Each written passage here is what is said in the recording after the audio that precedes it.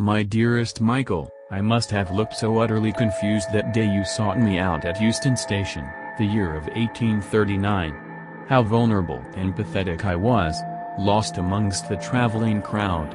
I was supposed to be visiting my sister, who I had not seen in some time, and who had recently become a mother to a supposedly beautiful and jubilant boy named Daniel. I was elated and could not wait to see her and my newborn nephew. But a panic came over me, of which I could not calm. Perhaps it was the bodies rushing around me or the state of stress I had been in those few weeks with my mother so ill. My heartbeat silently pounded as the sounds of the station took over. My eyes would not focus and so I closed them. Pushing against the flock of tailcoats, I retreated from the platform to collect myself. The structured chaos of the stations surrounding me built as more carriages arrived. I did not see you coming, although I imagined you as swift as a serpent, moving between the vastness of canes and petticoats, your sights wholly fixed on myself. The clock struck 12, informing people that these carriages were to depart, taking them to their imminent destinations. Those who were too late would have to wait. On the last chime I turned and was met with your daring smile and a grey suit so pristine it was almost silver. If I were praying for a guardian angel in those moments, your seeming rescue answered them. My panic was replaced with curiosity as I looked at a face that could only have been envied and adored by every other. You claimed my heart then without my knowing. The day we met. What was it about me that you had to look wise? During what people described as our courting days, a word we both thought old-fashioned, our time together was bliss. Daydream days clouded with words of love and your confessions of how I would not leave your thoughts alone. You had mastered the ways of a gentleman. When you offered me your hand to dance at John and Clarissa's wedding, the room warmed as you became the focus of everybody's attention, gracefully leading me across the floor. Next to you I was barely noticed, except by girls who would have tarnished their names to have been spun around that room with you. With every social appearance your reputation climbed higher and men gathered near you for reasons everyone else did. You were contagious. With humor and conviction they said you were a threat to all women, including their wives.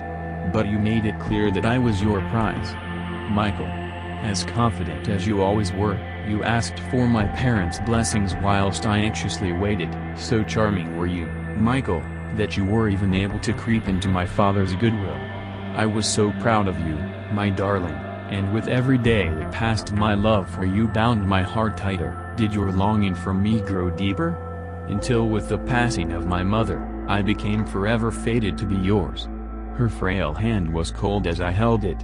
Her brilliant blue eyes survived only in the ring that enclosed the faded gray ones in their place. In the weeks that passed not much could elicit a response from me, but when it seemed nothing could suppress my grief, you were there. Your steady grip kept me from falling into darkness, instead it kept me with you. And in my storm of grief your light shone brightly for every part of my soul. Did death always surround you? But it was our wedding night that came to be our most memorable one. You stayed so quiet, I thought that you must have been nervous. No, you were never the coward. What do you recall of me that night? I wonder. How I followed you to our room, as I would have followed you anywhere? My face, as I adored you? Or my fright upon it when darkness invaded yours? My white lace dress in the twilight worn only once for you, or how my thick blood made it look even whiter. Cold fear overwhelmed me as I was thrown into the abyss of your betrayal. Laying on our bed, you butchered my soft skin with a blade. Your deceitful calm remained but excitement rose inside of you with every cut. You said nothing. No words of malice. But you did not have to. Your eyes were transparent, revealing the demon and the true nature of your affections for me. Your hunt was over, your game was won. The indescribable relief I sensed in you could not be tainted by the strange pity you felt for the helpless creature below. Atop of me, you looked at me and saw a rabbit locked in a wolf's jaw. Everything you'd admired about me, every experience we'd shared was still there, but dull. It was all consumed by this desire. This desire that controlled all. Blood soaked my body and dyed the sheets and your gaze never parted from mine. In my last numb moments, you were there, as alive as ever. Michael. Why did you have to look the wise? You buried me under the floorboards and I talk to the spiders now.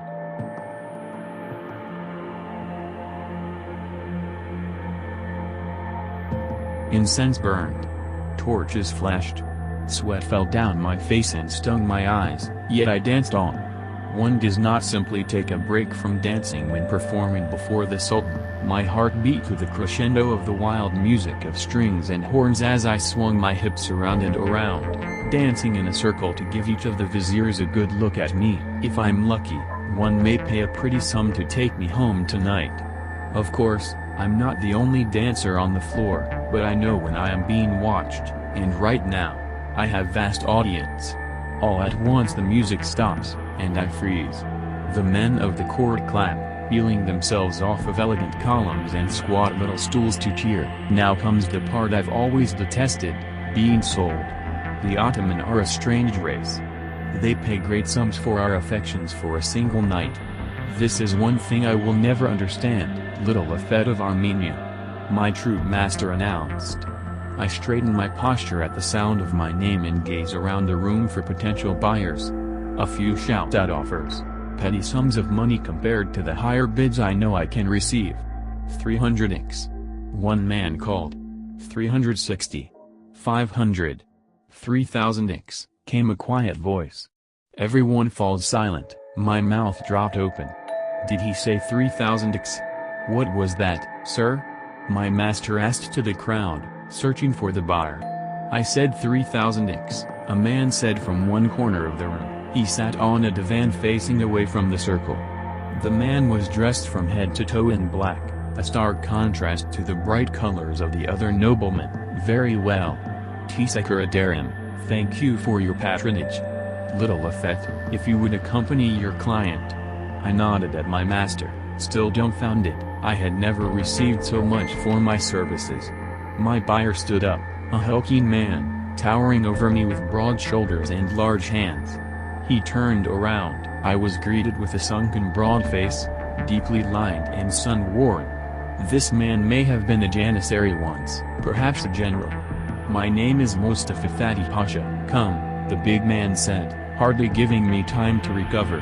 Afet, I muttered under my breath, hastening to catch up to my buyer. The man was already bobbing and weaving through crowds of shouting noblemen, potential buyers, as my dancing brothers were sold off one by one for the evening.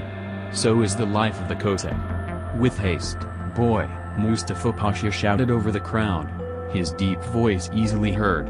I did my own type of dance through the crowds, swishing between groups of exuberant men until I reached the door of the reception hall. This way, the man barked. He walked brusquely down one hallway, leaving me to struggle as I followed. Did you enjoy the show? I asked, trying to make small talk. Do not speak here, the man said. We will speak in my home. We stopped at a set of double doors and waited for the servants to open them. Follow me to my carriage, Mustafa commanded. The night air was cool compared to the stuffy air in the Sultan's palace. I took a deep breath as the Pasha led me to his curtained carriage. He lifted one fold of the curtain and ushered me inside. I sat down on a cushioned seat as Mustafa Pasha ordered the carriage driver home. The ride was bumpy and silent. I felt the Pasha's eyes over my body. He examined me. I looked respectfully away. Before long, the carriage came to an abrupt stop. After you, the vizier gestured. I stepped out into the night, followed by Mustafa Pasha. He grabbed my hand, far more gently than I would have expected from such a large man. The Pasha led me up the street towards his manor. The large home looms in front of us, all wood and stone with large sloping roofs and torch-lit doorways. After greeting his household guard, the Pasha ushered me inside. Please follow me to the harem, the big man instructed. Leave your slippers at the door. I did as the man asked, removing the shoes from my feet. When I was finished, the man led me down a perfumed hallway into a modest room. Furnished with carpets and pillows, and smelling deeply of spices, the room was lit and warmed by a large fireplace. Sit, the man ordered in Armenian. You speak my language? Yes, the man nodded. I do.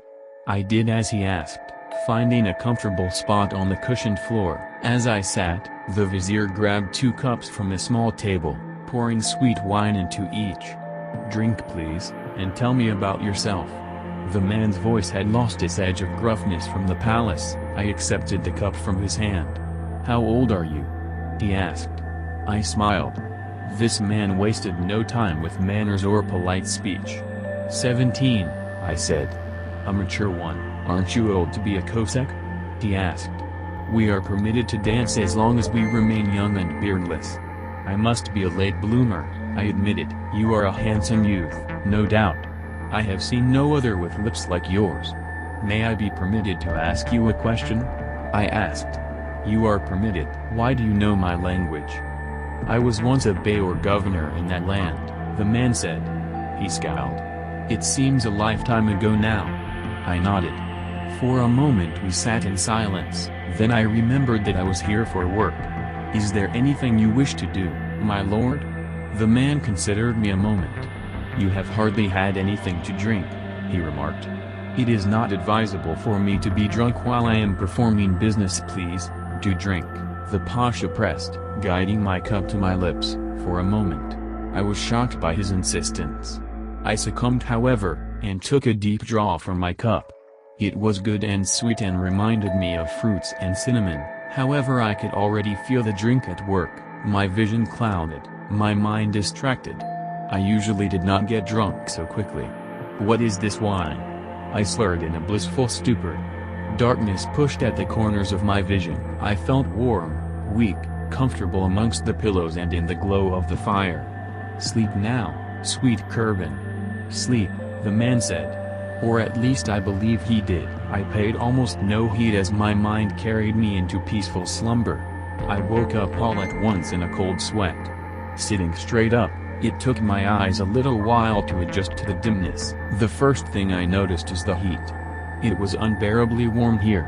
I tossed off blankets and stood up. The room I was in was small, and cruelly furnished. A small cushion and table sat in one corner, holding a candle, my only source of light. Behind me was the bed I awoke from, and on the other side of the room was a door. Wiping sweat from my brow, I examined the door. Turning the knob, I was met with the shocking abstinence of a lock. "Hello?" I called. "This door is stuck. I need help." I listened, no reply. "Hello? Please, can someone help me? Unlock the door." "Shut up." Someone called. It sounded like the voice had come from the wall to my right. "Hello? Can you please open my door?" I begged through the wall. "If you can open my door first. I'm just as trapped as you," the voice from the wall said. "Trapped?" I repeated. "Yes. Trapped," the voice replied blandly. Fear clawed at my belly with cold talons. "What do you mean trapped? We can't be trapped. I was just outside moments ago. With the vizier. Mustafa was his name." "Stop whining. You will only make this worse for yourself." But. I trailed off. I couldn't be trapped. It had to be a dream, or a hallucination, or a misunderstanding. Not this. Not anything like this. "Will someone come for us?" I asked my new friend beyond the wall. "Surely someone would come to our rescue?" "Someone will come for us. Yes." I was not reassured at all by his remark, yet I could think of nothing more to ask. I paced my room, rethinking the events of last night. There was the festival at the Sultan's palace, the Pasha, the wine. What had the Pasha said before I drifted off? Thinking too hard on it gave me a headache.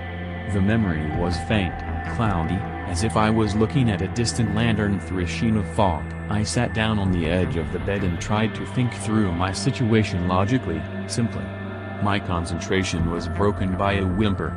It came from the wall behind me, the wall opposite from the wall bordering my room and my friend from earlier. I climbed across the bed and put my ear up to the wall to hear better. There were the definite sounds of human whimpering coming from the room adjacent mine. "Are you all right in there?" I whispered, my voice cracking in fear. The pain noise continued, growing louder. The sound was terrible. I could hardly stand to listen to it.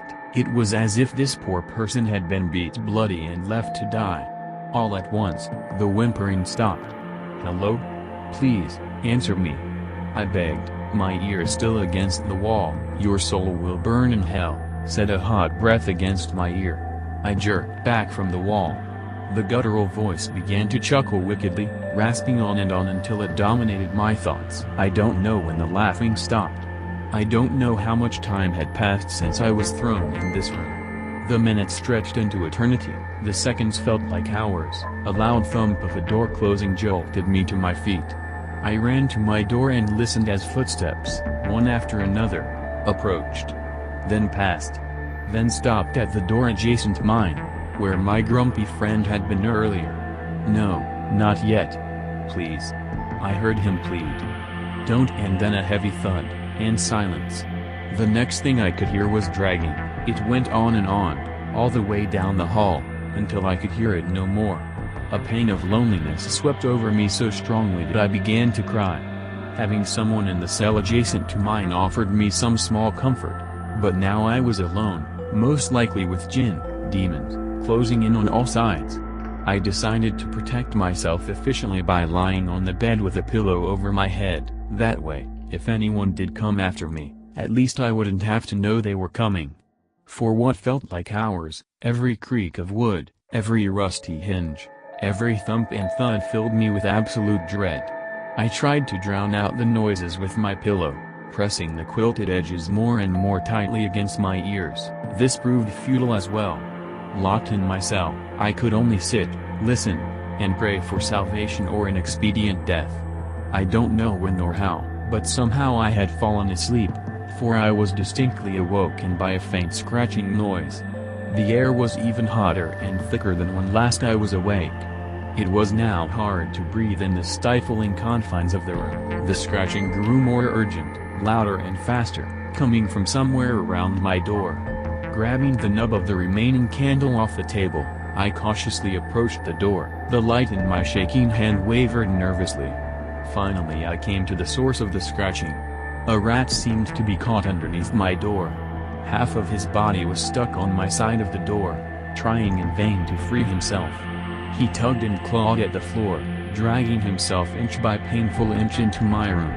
The flesh of the fat rat began to tear, blood seeping from the ragged wound caused by the edge of the door. Then the rat was free. At least he was for a moment. After running a few steps, the creature collapsed on account of his wound. Blood pooled from the carcass and I turned away, refusing to look. "Afet," a voice sang from beyond my door. "Do not fear, Afet. It will be over soon. Go away. Please, just let me be," I screamed. "Bloody rats and broken bones, bloody rats and broken bones," the voice chanted, over and over in a shrill tone. "Stop!" I screamed, running to the door. "Stop it!" I pounded my fists with all my strength, kicked with my bare feet, ran with my shoulder. "Little Afet," the voice said in my ear. I jumped and slammed my head into the wall. When I woke again, it was completely dark. The air felt like fire. There was a powerful, almost abrasive odor of some powerful and spicy incense. I tried to sit up, but could not. "What?" I exclaimed, trying to tug my arms up, yet feeling them bound at either side of my head. My legs too remained tethered in my reclining position, and upon further panicking, I could feel another strap around my waist. Suddenly, light flooded into the room, the light of a torch. "You're awake. Good," said the torch-bearer, Mustafa Pasha. "Please, my lord, unbind me. We must get out of this place, it is cursed." "Yes, it is. But unfortunately, you will not be going anywhere." What? Mustafa smiled as he drew closer. "Being the host of a jinn is not so easy work. You see, the devil within demands sacrifice, the sacrifice of the most innocent, succulent souls. And yours, Afet, is one of the most beautiful souls I have sensed in a long time." Mustafa Pasha drew a knife from a sheath at his waist. His eyes grew wide, cold and distant orbs that shone with insanity. He raised his arms high above his head, and stood directly over my chest. In one swift motion, he brought the knife down. I closed my eyes. I waited. And waited. After a few seconds I realized I obviously hadn't been stabbed, so I tentatively opened my eyes. The knife hovered shakily inches above my chest. Mustafa was frozen. Looking up, I could see the tip of a long knife jutting from the vizier's throat. Blood seeping from the wound. The man slumped to his side, collapsing suddenly. Behind him stood a boy who appeared my age, wearing the trademark vest and kilt of a Cossack, though I didn't recognize him from my troop. "You appear to need assistance?" the boy said, more of a question. "Please help me out of these bindings," I asked. The boy grabbed Mustafa Pasha's knife from his hands, his own weapon still lodged in the vizier's throat. As he cut the straps tying me to the table, or perhaps more adequately, the altar, all I could think was how relieved he was there to save me. A second more and I would have been as dead as the Pasha. "How did you get down here?" I asked as he cut the last of my bonds. "I was locked in one of the cells. I broke the door to my room down only a few minutes ago. When I got out, I heard the Pasha speaking to you." "Where did you find the knife?" "Outside the door on a table. It was bloody when I found it." I hate to wonder why. I shuddered at the thought. "We should go now." "Let's," the boy agreed, grabbing Mustafa Pasha's torch. "I miss mail by the way." "A fete," I said, hopping off the table. Our journey took us down several hallways. A few times Ismail called out to see if there were any more imprisoned boys. No reply came. "That's strange," Ismail said. "I find it difficult to believe we were the only two abductees when there are so many cells down here." "Maybe the others are already dead?" I suggested. Before too long we came upon a door leaking with light from the other side. Ismail grabbed the doorknob, but hesitated. "What's wrong?" I asked. "Open the door."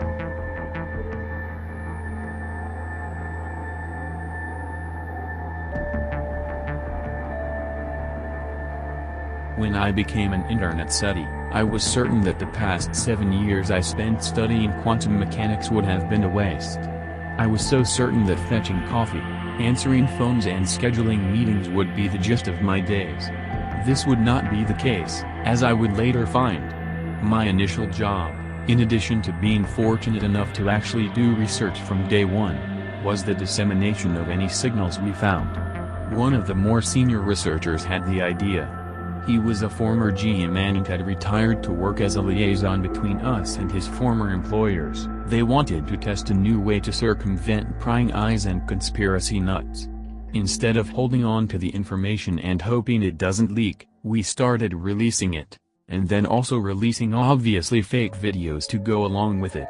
It was brilliant in its simplicity. Slowly the scope had stretched out to include other forms of communication we received. The letter below, and trust me that is exactly what it is, was a signal that took weeks to transcribe. Honestly, that's because we weren't sure what to make of it. Doesn't matter. My job is to find a medium to release the information, not discuss it. I try not to think about what this letter means for us. I try not to think about the fact that we missed a few minutes when the signal started. I can't bear to think what we didn't catch. The whole situation has pushed me to the point of hysteria.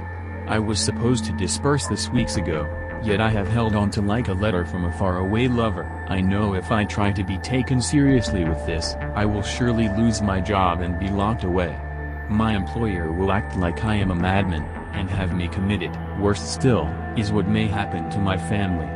But releasing it using our normal methods means I am essentially dooming humanity. No one will take the threat seriously, until it's far too late. Yes, the government is taking steps, but not for the general public. Billions will surely perish, yet those a part of the project and their immediate families will be spared. We will tell our families lies about not knowing, and live with the blood of an entire planet on our hands. All I can hope is that people will see it and take it seriously. The thought that I may be able to save even a few people lessens my mental anguish. If you choose to believe, then you shall share my burden. Transmission received, February 11, 2016. Class, Alpha Transcript. After a lifetime of honing my skill, I am not one to be trifled with. I come forth to bear a torment, indescribable from the source of my genius. I will bring you into my empyrean state. There you will discover my intellectual capacity is beyond the foundation of anger, revenge. Your destruction will be fantastic, glorious. I am not your dark prince, but your strongest cannot stand in my shadow. I will make a mockery of them. If you're curious how infinite the situation could possibly become, compare it to your unexplained black holes. You may get frenzied, but it is inevitable. You went around, believing yourselves to be the most important life in the universe, then you came across a Newman and realized how insignificant your existence really was. Who is this champion, you ask? Inconsequential, simply know all challengers will be discarded properly. I am what you fear in the night sky. I will confer that I am known on your planet, by your species. I come from a faraway, ancient time. You shall compare my tumultuous arrival to that of your four horsemen. I am beyond it. It, being humans, bombarding my home with fracas and irradiation. That was the first slight, now I welcome it. I relish the opportunity to release my savagery. I will fly my crest with pride, as I remove a virus from the universe.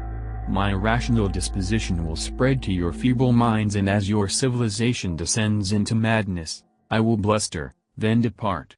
Your superpowers will display force, but they need also prepare their graves. Then again, there will likely not be remains. My arrival is impending. Don't not perceive this as an idle form of intimidation. This is a vow. This is the word of an old one. Your ghastly wars will be forgotten. This can be staked upon all your earthly possessions. I have incinerated life. But the same fate is too kind and boring for humans. Once I have removed the vermin, I will strip your celestial body of its assets. I will not approach seen, know this. It is I, Anathel, editor of the infinite. I will remove the blight and mark my kill. There will be resistance, but know that it will be futile. I helped create the port of Exlian, my greatest achievement to date. You watch it from afar and assign it numbers based off its coordinates and such. S5014 plus 81, how humanly authentic. But my previous accomplishments pale in comparison with my next feat. I think not about the destruction of a species that is still so reliant on its home world, no meaningful manipulation of space or time, no dimensional travel. No, absolutely no. But you have become annoyingly efficient at sending radio waves. My species has even sent complicated replies, as have others. Your leaders hide it from you and wage war on one another with our instructions. Upling. The first species that seeks to wipe itself out deserves a helping hand. I am coming, I will help. Know this.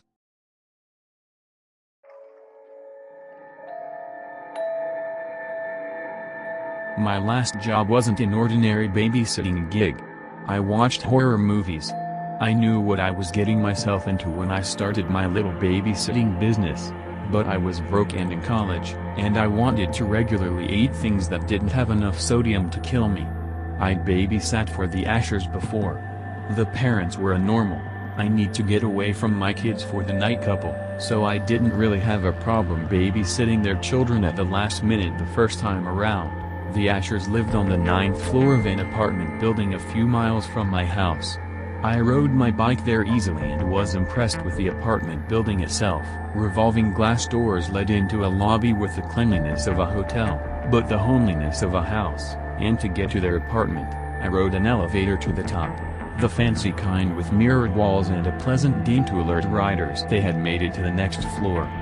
They had a townhouse with the bedrooms on the 2nd floor and a living area and kitchen on the 1st. It was nice, but nothing about the apartment complex struck me as out of the ordinary. They had 2 daughters who were 2 years apart. Magda was sweet, she drew pictures of me, smiled at everything I said, and willingly went to bed once the clock struck 9. Marissa on the other hand was weird. Although she had greeted me at the door, she didn't say a word the rest of the night, and she constantly wore her hair over half her face, even while she ate. When I closed her bedroom door so she could sleep, I noticed one of her eyes staring at me from an opening in her blanket. I shook it off. From my experience, most kids are weird. I'd accidentally fallen asleep while studying for an exam at their dining room table, my face pressed against the oak. At one point, soaked in my own drool, I felt something tickling my face. I swatted it away, thinking it was a fly, but it kept coming back. When I woke up about an hour later, a dead bird laid by my face, its beak opened in shock. I screamed, and once the room was silent again, I could hear a girl laughing, although I couldn't tell if it was Magda or Marissa. The Ashers came home moments later, and I swore I wouldn't babysit for them again, too peeved out to even think about it. When I got home that night, I noticed something odd about the scribbles Magda had used to draw me. In one picture in particular, my face was specked out by birds. I sweat a little just thinking about it. I went months without ever hearing from the Ashers again, when Mrs. Asher called me early one morning. "Can you watch them again?" she said without saying hello. I remained silent. "Please, it's urgent. My father's in the hospital. It's the cancer." Her voice began to break. "I don't think he'll make it past today. The other sitter won't come." My heart cringed. My aunt had been sick in the hospital too for some time. Liver cancer. I had a soft spot for that kind of crap. "Kids are weird," I repeated, not sure I could actually survive another gig with them. It was daytime, I told myself, and I used that fact as comfort, although it didn't quite help. When I arrived at the apartment a little while later, their parents had already left. Magda and Marissa sat on the couch watching cartoons. They both greeted me as I walked into their unlocked apartment, after having knocked multiple times. The parents had left a note on the dining room table saying there was leftover casserole for lunch in the fridge. Marissa was surprisingly the first one to speak to me, grabbing my hand and dragging me to the couch to watch TV with them. This went on for hours. Attempting to get up was futile with Marissa. It went as far as her sitting on my lap so I'd literally be stuck to the couch. We watched this backwards television show over and over again. Something about the show felt off, but I couldn't nail down exactly what it was that made me second guess it. Magda remained silent on the other side of the couch, but every now and then I'd catch her staring at me. My phone buzzed loudly on the kitchen counter, and it was enough motivation for Marissa to let me get up. I hadn't realized so many hours had passed, or how many times we had watched the weird show, but it was already mid-afternoon when I answered my cell. I said hello, and was greeted with a bit of breathing. I hadn't recognized the number, but a sense of familiarity urged me to wait for the other person to speak. My aunt's voice sounded a few seconds later. "You need to leave," she said. I stuttered for a moment. "What?" The line clicked. I looked at the caller ID again, and realized none of the numbers made sense. It wasn't the same area code as the hospital she was staying at. They weren't in the right. Something hard, cold smacked against the back of my head and I tumbled to the floor, hitting the counter on the way down. I woke up hours later, still in the kitchen. I was disoriented for a moment. The room was dark, but dimly lit by the lights from outside. I scrambled for my cell phone, but couldn't find it. I used the counter to help myself up, leaning on it for support once I was up. I gently touched the back of my head where I had been hit. Dry blood crusted in my hair. The TV was off, and both the kitchen and living room were empty. I struggled for a moment to hear anything. Then something drifted through the air sinisterly. It was the same laugh I had heard the first time around when I woke up next to the dead bird. I thought about it, and wondered if I had actually fallen asleep the time before. The laughing came from upstairs, but I couldn't see anyone. Footsteps ran across the floor above the kitchen, in Magda's room. I looked in the kitchen drawers for a flashlight or a match or something I could use to light my way to the door, but found nothing. Everything was covered in shades of darkness, outlined vaguely from the lighted world outside. The clock on the stove said it was past 9. I inched my way to the door, still a little groggy, and tried my best not to bump myself into anything. That's when I noticed I wasn't wearing shoes. I made it to the door quicker than I thought I would. It was locked, of course. I had locked the top lock earlier. I unlocked it and pulled on the door, but it still didn't budge. The knob had been locked with a key. I tried all the keys hanging on the wall next to the door, but to no avail. The laughing got louder. I made my way to the window in the kitchen before I remembered the apartment was on the 9th floor. To the left I could see stairs leading up to a window on the second floor, the fire escape. My hand shook. I wasn't sure if I could bring myself to go upstairs. Kids are weird, I repeated again silently. I was surprised their parents were still not home also. I wondered if they had called, but figured whether or not they had, they'd be here if they were truly worried about their daughters. At this point, the apartment was silent. The footsteps upstairs had ceased running across the floor, and I couldn't hear any laughter. This relieved and terrified me all at once. The furniture in the room became more apparent as my eyes adjusted, but the stairs loomed in the darkness. I panicked. My only way out seemed to be the fire escape. I stepped on the first step, and it creaked loudly. A girl giggled. I continued up the stairs slowly, the wooden floor cold beneath my feet. My blood ran hot in my face and ears. When I reached the last step, I darted toward the parents' bedroom, catching a glimpse of Marissa smiling at me from her room. Magda jumped out from hers and scratched at my leg like a cat. Marissa lay down on the floor behind us and laughed so hard she had to gasp for air every few seconds. I tried pushing Magda off, but she kept coming back. I pushed her hard, and she fell down to the ground, landing with a thud. Marissa stopped laughing. Both girls refused to take their eyes off of me. I continued my sprint for the parents' bedroom. Magda fell flat on her stomach trying to scratch me again. I slammed the door behind me, taking a few moments to compose myself before acting out my plan. Compared to the rest of their home, the Ashers' bedroom was musty and old-fashioned. The feeling of homeliness evident throughout the rest of the apartment was replaced with a sense of loneliness. There were family pictures of the Ashers scattered haphazardly on the two dressers in the room, and many more taped to the walls. Mr. and Mrs. Asher looked happy in the photos, sitting in front of a birthday cake that wished their daughter a happy 8th birthday and pushing a bicycle with its training wheels recently taken off. Magda and Marissa were nowhere to be found in any of the pictures. A chair faced the window to the fire escape. I ran up to the window and struggled to open it, even after I had unlocked it. A hand touched me, and I jumped back. Mrs. Asher sat in the chair, smiling. She seemed absent-minded. "You're supposed to be watching the girls, dear," she said. It took me a moment to realize her husband stood in the corner, observing our conversation politely. I swallowed hard. The door to the room cracked open. Magda looked in with one eye. Marissa tried peeking over her head. "What are you trying to open the window for?" Mr. Asher asked. I shook my head. "You're not supposed to be here." Thinking about the last time I had babysat for them, I realized it was possible Mr. and Mrs. Asher had returned home from upstairs, and not through the front door. Mrs. Asher laughed. "Hon, you just need to unlock the emergency latch if you want some fresh air. They've been playing with the dead birds again, huh?" she said as she clicked it open. And before they said anything else, I was swarming down the fire escape, jumping when I reached the end and landing hard on the ground.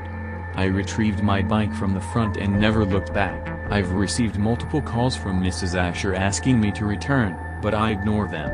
She gives me a different excuse every time on my voicemail, and has used the one about her father being in the hospital several of those times. When I got home that night, I called my parents, who were terribly worried about my well-being. Apparently, they had tried reaching me throughout the day, but every time they did, my phone went straight to voicemail. They wanted to tell me my aunt had died early that morning. The funeral was the following week. I believe she was looking out for me that day. Even if most people think the stress of school had been messing with my head, I still babysit every now and then. Luckily, I haven't experienced anything like this since. But I just have to wonder what Magda and Marissa were, and if the Ashers will ever be free.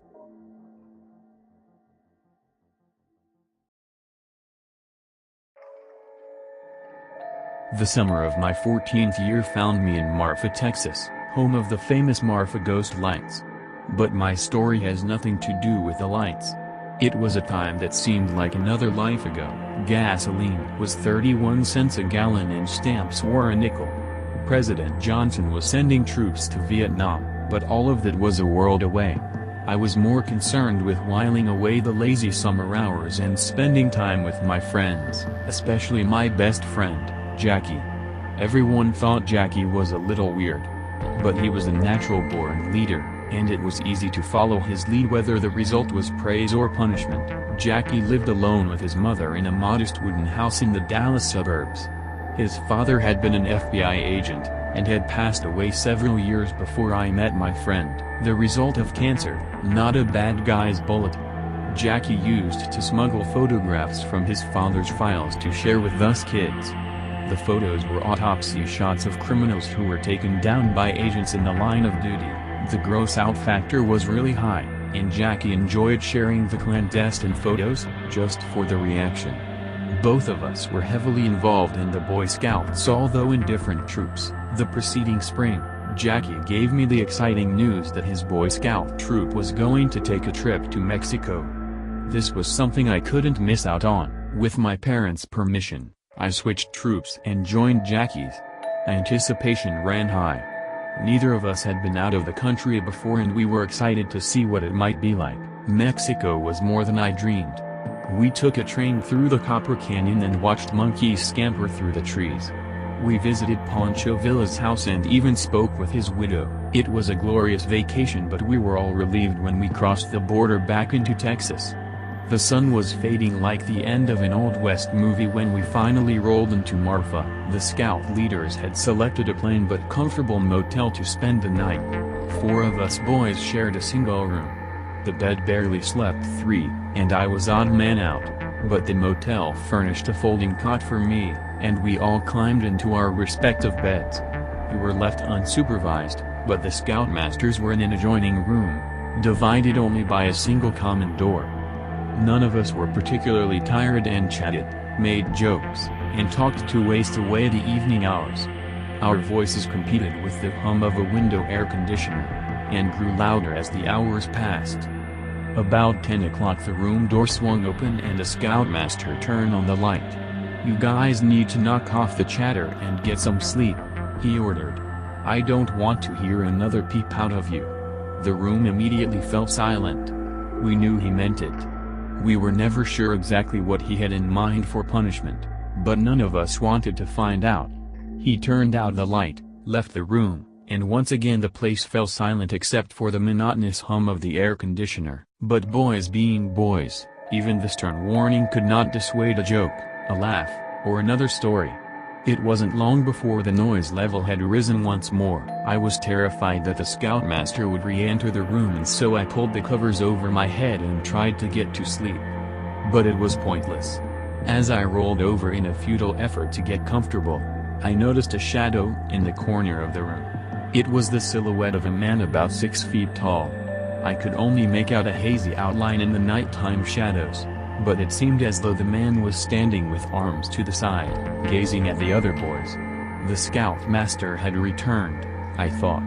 Somehow he'd snuck back into the room and was watching the commotion, ready to pounce. I determined that at least I would not get in trouble and rolled over once more to try and sleep. Suddenly the room light came on. Jackie was sitting on the edge of his bed, trembling and with his head hung down. The scoutmaster I saw in the corner was gone. "What's the matter?" I asked. It took Jackie a moment to compose himself. "I saw my father in the corner over there." He pointed to the corner where I had seen the shadow. We all knew about his father, and an involuntary shiver went up my spine. "Jackie," I said, "I know you won't believe it, but I saw it too." The other boys gasped, and one of the younger ones began to cry. None of us dared to turn out the lights again. Many years have passed now. Kids have come and gone, and that long ago era is a bygone dream. But on warm, dark summer nights my mind still wanders back to the night in Marfa when Jackie saw his father. And I saw him too.